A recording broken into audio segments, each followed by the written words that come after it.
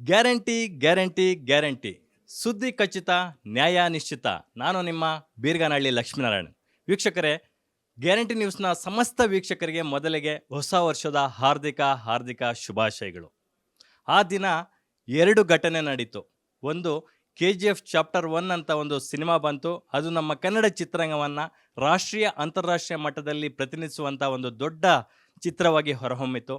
ಅದಾದ ನಂತರ ಅದೇ ನಾಯಕ ನಟ ಯಶ್ ಅವರಿಗೆ ಡೈಲಾಗ್ ರೈಟರ್ ಬರೆಯುವಂಥ ಒಬ್ಬ ಹೊಸ ಪ್ರತಿಭೆ ಕೂಡ ಹುಟ್ಕೊಂಡ. ಸದ್ಯ ನಾನೀಗ ಕನ್ನಡ ಚಿತ್ರರಂಗದ ಮೋಸ್ಟ್ ಬ್ಯುಸಿಯೆಸ್ಟ್ ಡೈಲಾಗ್ ರೈಟರ್ ಆಗಿರ್ತಕ್ಕಂಥ ಕ್ರಾಂತಿ ಕುಮಾರ್ ಅವರೊಟ್ಟಿಗೆ ಇದ್ದೀನಿ. ಅವ್ರಿಗೆ ಮಾತಾಡಿಸ್ತಾ ಹೋಗ್ತೀನಿ. ಸದ್ಯ ಈ ವರ್ಷದ 2025ರ ಬಿಗ್ಗೆಸ್ಟ್ ಮೋಸ್ಟ್ ಎಕ್ಸ್ಪೆಕ್ಟೆಡ್ ಮೂವಿ ಅಂತಂದರೆ KD ಕಾಳಿದಾಸ, ಧ್ರುವ ಸರ್ಜಾ ಅಭಿನಯದ, ಜೋಗಿ ಪ್ರೇಮ್ ನಿರ್ದೇಶನದ, KVN ಪ್ರೊಡಕ್ಷನ್ಸ್ನ ಬಹುದೊಡ್ಡ ತಾರಾಗಣ ಇರ್ತಕ್ಕಂಥ ಸಿನಿಮಾ. ಸೊ ಅವರು ಈ ಸಿನಿಮಾಗೆ ಯಾವ ರೀತಿಯಾದಂಥ ಮಾಸ್ ಖಡಕ್ ಫೈರ್ ಬ್ರ್ಯಾಂಡ್ ಡೈಲಾಗ್ಗಳನ್ನ ಬರೆದಿದ್ದಾರೆ. ಜೊತೆಗೆ ಅವರ ಜರ್ನಿ ಹೇಗೆ ಆಯಿತು ಇಂಡಸ್ಟ್ರಿಯಲ್ಲಿ 8-10 ವರ್ಷಗಳಿಂದ, ಸೊ ಯಾವ್ಯಾವ ಸಿನಿಮಾಗಳಿಗೆ ಬರೆದಿದ್ದಾರೆ ಎಲ್ಲವನ್ನೂ ಕೇಳೋಣ. ಮೊದಲಿಗೆ ಕ್ರಾಂತಿಯವರೇ, ಕಾರ್ಯಕ್ರಮಕ್ಕೆ ಆತ್ಮೀಯ ಸ್ವಾಗತ. Thank you sir. ಹೇಗಿದ್ದೀರಾ? ಮೊದಲಿಗೆ ಹ್ಯಾಪಿ ನ್ಯೂ ಇಯರ್ ನಿಮಗೆ. ನಿಮಗೂ ಕೂಡ ಸರ್, ನೋಡ್ತಿರೋ ಪ್ರೇಕ್ಷಕರಿಗೂ ಕೂಡ happy new year. Full guarantee news channel ಎಲ್ರಿಗೂ happy new year. Thank you so much. Kranti Kumar ಹೆಸರೇ ತುಂಬ ಫೈರಿಂಗ್ ಆಗಿದೆ, ಕ್ರಾಂತಿಕಾರಕವಾಗಿದೆ. ಸೊ ನಿಮ್ಮ ಟೈಟ್ಲ್ ಅಂದರೆ ನಿಮ್ಮ ಹೆಸರು ಮನೆಯವರು ಇಟ್ಟಿದ್ದ ಇದು, ಅಥವಾ ನೀವು ಸ್ಕ್ರೀನ್ಗೋಸ್ಕರ ನೀವು ಇಟ್ಕೊಂಡಿದ್ದ ಅಂತ? ಇಲ್ಲ, ಅದು ಸ್ಕ್ರೀನ್ಗೋಸ್ಕರನೇ ಸರ್. ಅದು ಮನೆಯವರು ಸಜೆಸ್ಟ್ ಮಾಡಿದ್ದು, ಸ್ಕ್ರೀನ್ಗೋಸ್ಕರ ಇಟ್ಕೊಂಡಿದ್ದು. ನಿಮ್ಮ ಮೂಲ ಹೆಸರೇನು ಅಂತ? ಮೂಲ ಹೆಸರು ಅರುಣ್ ಕುಮಾರ್ ಅಂತ ಸರ್. ಹೌದು, ಅರುಣ್ ಕುಮಾರ್ ಅಂತ, ಬಟ್ ಎಲ್ಲ ಕರೆಯೋದು ಗಾಂಧಿ ಅಂತಲೇ. KD ಸಿನಿಮಾ ಮೂಲಕ ಸಿಕ್ಕಾಪಟ್ಟೆ ಟ್ರೆಂಡಿಂಗಲ್ಲಿದ್ದೀರಾ. KD ಸಿನಿಮಾಗೆ ಡೈಲಾಗ್ಸ್ ಹೇಗೆ ಬರೆದ್ರಿ, ಪ್ರೇಮ್ ಅವ್ರಿಗೆ ಹೇಗೆ ಪರಿಚಯ ಆದ್ರಿ, ನಿಮ್ಮ ಡೈಲಾಗ್ಸ್ ನೋಡಿ ಧ್ರುವ ಅವ್ರು ಏನಂದ್ರು, ಇವೆಲ್ಲವನ್ನು ಆಮೇಲೆ ಮಾತಾಡಿಸ್ತೀನಿ. ಮೊದಲಿಗೆ ನಿಮ್ಮ ಸಿನಿಮಾ ಜರ್ನಿ ಶುರುವಾಗಿದ್ದು ಹೇಗೆ, ಯಾವಾಗ ನೀವು ಬೆಂಗಳೂರಿಗೆ ಬಂದ್ರಿ, ಯಾವ ಊರು ನಿಮ್ಮದು, ಒಂದು ಸಣ್ಣ ಪರಿಚಯ ಕೊಡ್ಬೋದಾ? ಸರ್, ನಮ್ಮೂರು ಹಾಸನ ಸರ್, ಬಟ್ ನಾನು ಹುಟ್ಟಿ ಬೆಳೆದಿದ್ದೆಲ್ಲ ಬೆಂಗಳೂರಲ್ಲೇ. ಅಂದರೆ ಸಿನಿಮಾ ಮಾಡಬೇಕು ಅಂತ ಕಾಲೇಜಲ್ಲಿ ಅನಿಸ್ಬಿಟ್ಟಿತ್ತು ಸರ್. ಅಂದರೆ ಒಂದು ಗುರಿ ಕಾಣಿಸುತ್ತಲ್ಲ, ಅದು ನಮ್ಗೆ ಯಾಕೋ ಓದೋರಲ್ಲಿ ಕಾಣಿಸ್ತಿಲ್ಲ. ಅದು ನಮ್ಗೆ ಅನ್ನಿಸ್ತಿತ್ತು ಸ್ಟಾರ್ಟಿಂಗಿಂದನೇ.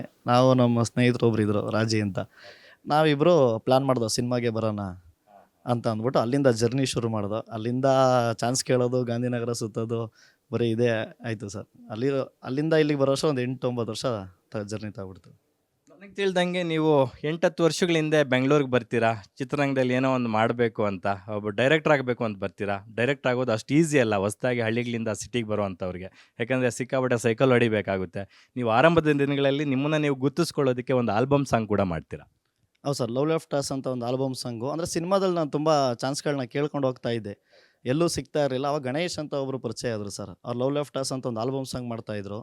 ಅವರು ಅಸೋಸಿಯೇಟಾಗಿ ಪ್ಲೇಸ್ಮೆಂಟ್ ಇದೆ, ನೀವು ವರ್ಕ್ ಮಾಡ್ತೀರಾ ಅಂತ ಅಂದರು. ಕೆಲಸ ಮಾಡೋನ್ಗೆ ಯಾವುದಾದ್ರೇನು ಸಿನಿಮಾ ಆದ್ರೇನು ಆಲ್ಬಮ್ ಸಾಂಗ್ ಆದ್ರೇನು ಅಸೋಸಿಯೇಟ್ ಡೈರೆಕ್ಟರ್ ಅನ್ನೋ ಒಂದು ಟ್ಯಾಗ್ ಲೈನ್ ಇದೆಯಲ್ಲ, ಅದು ಅಟ್ರ್ಯಾಕ್ಟ್ ಮಾಡ್ತು. ಸರಿ, ನಾನು ಮಾಡ್ತೀನಿ ಅಂತ ಅಂದ್ಬಿಟ್ಟು ಅಲ್ಲಿಂದ ಕೆಲಸ ಮಾಡ್ಕೊಂಡು ಹೋದೆ ಸರ್.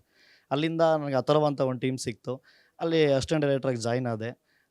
ಅಲ್ಲಿ ಕೀರ್ತಿ ಅಂತ ಒಬ್ಬರು ಪರಿಚಯ ಆದರು ಸರ್, ಅಥರ್ವ ಅಸೋಸಿಯೇಟ್ ಡೈರೆಕ್ಟ್ರು. ಇವಾಗ ಅಂದನಿದ್ದ ಕಾಲ ಸಿನಿಮಾ ಡೈರೆಕ್ಷನ್ ಮಾಡ್ತಿದ್ದಾರೆ. ನೆಕ್ಸ್ಟ್ ಅಪ್ಕಮಿಂಗ್ ವಿನಯ್ ರಾಜ್ಕುಮಾರ್ ಅವರು ರಿಲೀಸ್ ಸಿನಿಮಾ ಅದು. ಅವರು ಮತ್ತು ಗಣೇಶ್ ಅವರು ಸೇರಿ ನನ್ನ ಡೈಲಾಗ್ ರೈಟ್ರಾಗಿ ಮಾಡಿದ್ರು. ಅವರೊಂದು ಸ್ಕ್ರಿಪ್ಟ್ ಶುರು ಮಾಡಿದರು, ಗಾಜನೂರು ಅಂತ.